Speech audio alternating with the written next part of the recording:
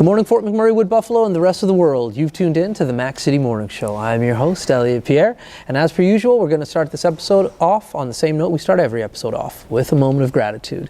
I know you could be doing a million other things with your time, so the fact that you spend it with us truly does mean the world to me, so thank you. On that note, Tanner, hit him with the intro.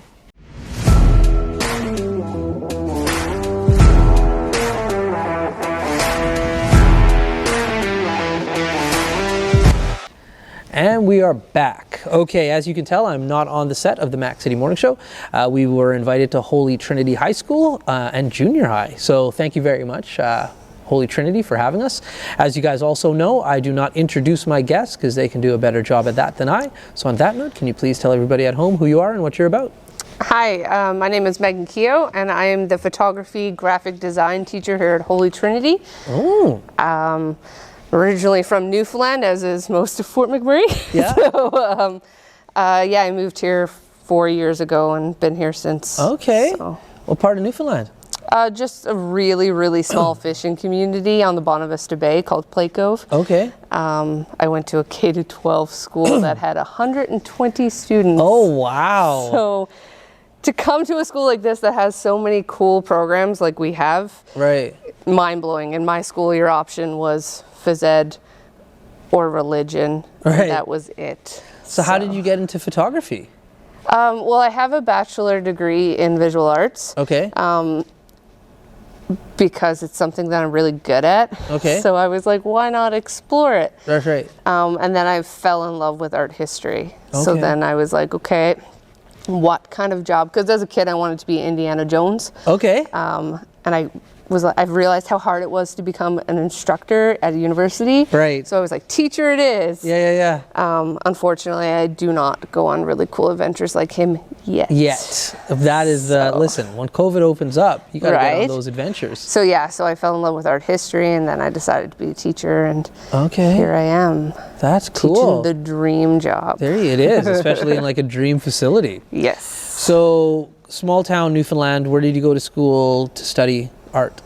In Corner Brook in Newfoundland. Beautiful. Yeah, so part of Memorial University, you can only do your art degree on the Grenfell campus in Corner Brook. Okay. Which was so cool because I'm also an identical twin, so I've always lived together with my family and my sister, and Right. then that was my first chance to like Yeah. go be myself. Yeah. So that was really fun. So I got to explore art and history and who I was and things like that. Right. And then I became the independent person my parents wish I wasn't, because Yeah. now I'm here on the other side of the country. And is your sister still back home? No, she actually moved up to Edmonton. Okay. Because we both lived in Lac-La-Biche prior to teaching here. So she was like, I'm gonna just follow you. Yeah. To see what the world had for her, and now she's in Edmonton, and What's she do in Edmonton? she is an occupational therapist assistant in the Edmonton Catholic School Division. Okay. Who's older? She is by like 20 minutes, and I have still not gotten over that because I'm very competitive. But she followed you, so you're winning that. Well, there you go. That's a good point. I'm saying.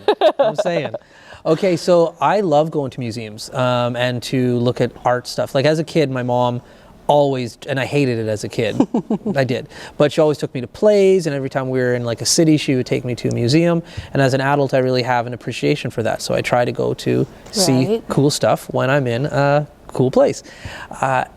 What's your favorite museum that you've ever been to? Or like coolest place for art history? Because I'm going to drop a gem that I wouldn't call a museum per se.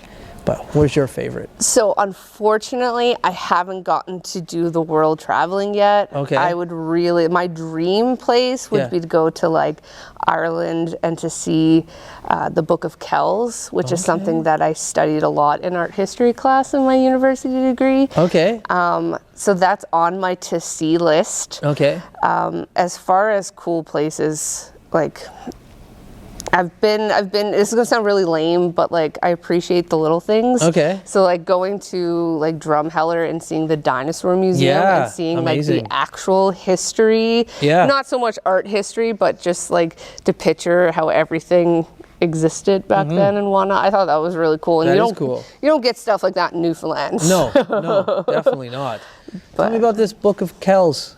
What's that all about? My in-laws are from Ireland, and I've been before, but I don't know what this Book of Kells is. So it's basically an illustrated Bible. Okay. And it was passed down through generations and generations from like this 200th century, something like very, very, very long time ago. Yeah. And they would travel with it to spread the Catholicity. Yeah. Right? So it got to the point where they had to put it in an air-sealed container in the museum because they would kiss it so much that the pages would like lose the ink and stuff like that. So now it's just sitting in a museum in Dublin, and I will see it one day. Awesome. I'm going to go see it. Right. I'm planning, COVID willing, to go there this summer. I'm going to go check that out. Nice. That sounds cool. Right? Okay. Lots of cool things. I like your example, though, about the dinosaur museum. I've been there. That one's awesome. Right. My favorite place that I've ever been so far is the Vatican. Oh, I want to go there. Unbelievable. That's the other thing, too. We learned so much about the Italian Renaissance. Yeah. That, like, to see the cathedrals and stuff. Like, basically, if I could see anything I seen in a textbook, I would, like, nerd out and just, like, love it. Going to Italy, like, the Vatican was unbelievable. But, like, even going to, like, anywhere in Italy, you're just seeing sculptures and paintings and such a different culture. Even, like, I stayed in an Airbnb when I was over there, and they're like, oh, look up at the ceiling. That was Michelangelo's, like, apprentice who painted that back in whatever. And you're just like, this is the best $150 I've ever spent. It's like, it's crazy over there. Followed by second place, I was able to go to, I don't know the name of the museum, but the main museum in Chicago was unbelievable. Cool. Unbelievable. So, yeah, once COVID's done, get a plane ticket. That's the thing. But Newfoundland's sweet. Oh yeah, Newfoundland's beautiful, beautiful place. Yeah, if you haven't been there, go. Corner Brook is, in my opinion, and I've been to all of the provinces, none of the territories, unfortunately, but all the provinces in Canada. Hands down, Corner Brook is the most beautiful place in Canada during the fall. Like it's oh my goodness, yes. Not all up for the discussion. Colors and when the leaves start to fall, so nice. And yeah, I was really fortunate to spend 4 years there. Yeah. And it's such a small community, but it's so big at the same time. That's so it right. allows you to like safely figure out who you want to be and whatnot. That's right. That's right. And that's right. So I'm planning on doing a road trip this summer through the Atlantic provinces, and Corner Brook was like you're going back. And they've got a really good sushi place, just saying. Yeah, and the hotel, Glen Mill Inn. Big shout out to the Glen Mill Inn. I love that. Like, it's a historical building as well. I love going to stay and eating at that restaurant upstairs in the Glen Mill. It's like so classy. Yeah, like, I was gonna say didn't get to eat there very much on my student budget. Yeah, no, I guess not. No, definitely not. So you moved out here, Fort Mac, 4 years now.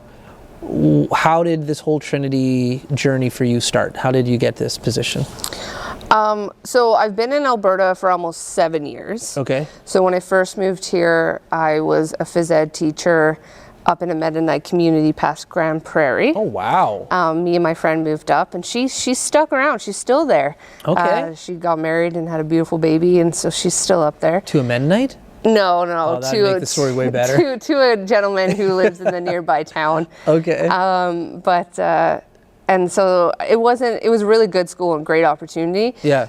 But it just wasn't where I wanted to be forever. Right. And so then I moved home and panicked about what to do. Okay. And then I went to Lac La Biche. My sister found a posting. Okay. And it was like the middle of August, and they were like, we'll take you. So I taught grade 7 social studies and language arts for 3 years. Yeah. And no joke, even though like grade 7 is an interesting time in a kid's life, I absolutely loved it because my kiddos were so good to the point that like we visited last weekend with a volleyball tournament, and they were still running up being like, Miss Keough, hi! And like awesome. they grow, and then it's weird, and they're taller than you now. That's right.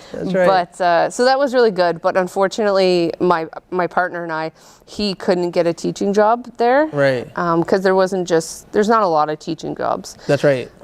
So then we looked at places that we could both get teaching jobs. And Fort McMurray was it. And then, so I got here on a mat leave. So the photography teacher was gone, and she had a baby, and they were like, please come in. And they were like, please take this job. That's right. And I was like, photography job? Yes. Yeah. Like, I should be begging you to give me this job. Right. So it was a very smooth transition, fortunately. Okay. And then, yeah, I felt like my first year here, I got involved in volleyball, and I did an anime club because I'm a nerdy athletic person. So it's like, I tried to do as much as I could to make this place my home. And at the end of the year, I felt like I was here for like a decade. Yeah. Right. That's so nice to hear. And then fortunately, they kept me on, and they haven't gotten rid of me yet. There you go. So if I was a kid contemplating coming and getting involved in your program, like what would I need to know up front? Oh, you would need to know nothing because they teach you it all. Okay. Yeah. No, you just need to want to be there. Okay. And that's the biggest thing with my classes. Class, I run my classes similarly to how my instructors ran my university program. Right. A little bit of instruction, and then it's playing and exploring and creating art. And sometimes we'll be doing one lesson, and then all of a sudden the kid will have an idea for something, and then I'm like, okay, everybody, let's like try to do this. Right. And then it completely sidetracks to where we're supposed to go, but at the end of the day, they're creating. Yeah. Right? Yeah. And so I'm really fortunate to have a position that allows me to do that. Yeah, no doubt. But yeah, it's all about playing and learning. I like to trick the kids into learning. There you go. I'd have to assume that your class or your course is very popular, especially with this generation of like selfie kids. Like I would assume. Yes. Maybe I'm wrong. I don't know. No, for sure. I do so right now I'm teaching a photography class, a graphic design class, and I just last year started teaching a film media arts class. Okay. Yeah.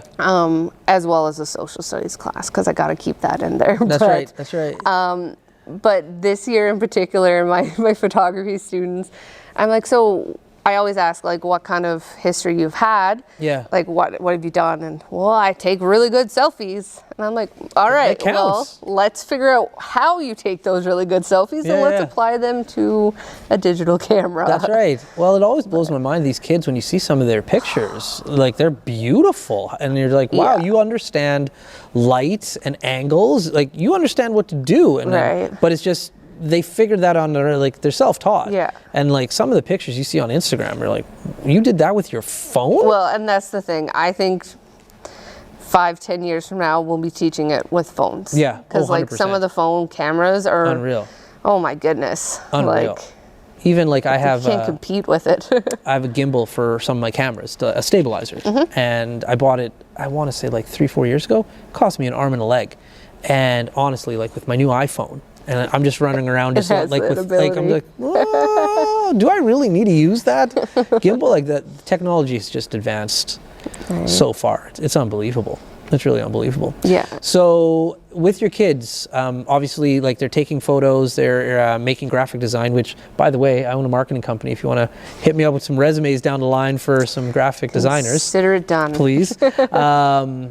How can the community support them? Do you guys put on shows? Are there exhibits that they can come check out? Like, how does that all work? Yeah, so this year we're doing something really cool and exciting. We're doing the Winter Art Festival, which is one of the first times that we can display art. Right, especially after COVID, because usually we do like a year-end show for the family and friends of just the visual arts program. But the cool thing about the Winter Art Festival is that it's all of the arts.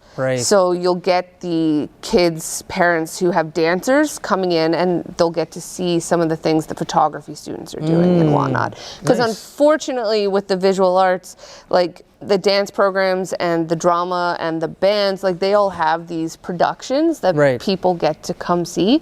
So fortunately now with this new festival that's coming up, it gives the visual arts an opportunity to just be exposed as well. And hoping to get some more students involved and somebody to walk by and be like, I really like that.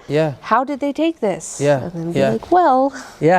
That's cool. That's awesome. So and so that's the big thing that's coming up for sure that we're really excited about. My students also do advertisements for the school itself. Okay. So right now, some of my graphic design students are working on a poster for our dance production in November. Okay. So they get to treat it like a client-based thing. They go and they talk to the instructor and they say, well, what do you want in this poster? And then they all make up their own ideas, and then they bring the ideas forward, and then she selects from them and things like that. And then we print them, and then That's cool. Yeah, so it's all about trying to give them career-like opportunities. Yeah, well, for graphic designers, I'm telling you, like, to say they're hard to come by, a good graphic designer is an understatement. And the amount of money that you charge out for that work is, it's mind-blowing. Like, I always thought it was expensive, but like over the last few years,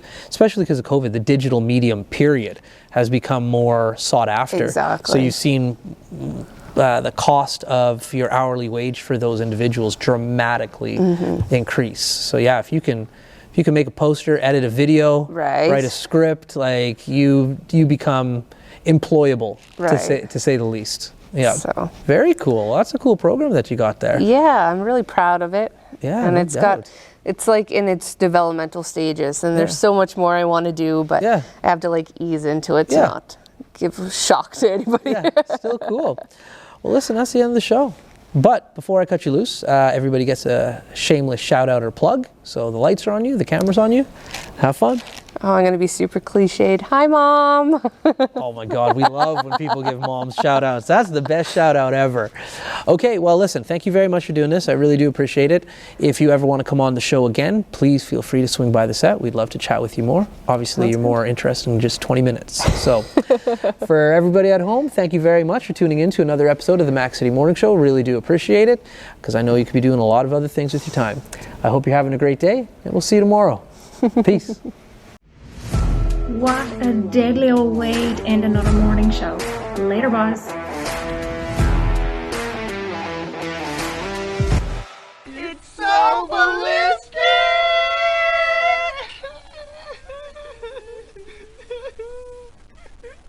Talk about quenching your ugly thirst.